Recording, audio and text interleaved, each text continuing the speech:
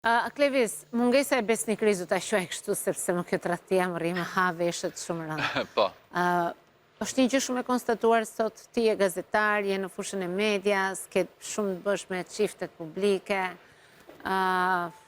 je i përfshirë, pra Tani sekrete nuk do nxjerr, por ky është një trend që personazhet vërtet të famshëm në thonjza, po e them këtë, të ekranit shpesh herë e bëjnë këtë gjën. Edhe e bëjnë edhe për hir të publikut, sepse shpesh herë publiku është ai që ka dëshirë që shumë çifte të cilët e kanë deklaruar marrëdhënien e tyre, mund të kenë krijuar dhe familje, duan që t'i shohin bashkë gjithmonë.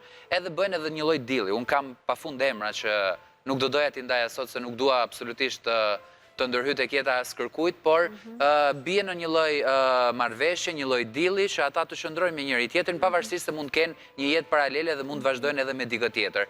Gjë që për mua kjo nuk është as pak e mirë, as pak e shëndetshme, as pak pozitive për një marrëdhënie, sepse normalisht do të shkatronte. Kjo është marrëveshje. Kjo është një lloj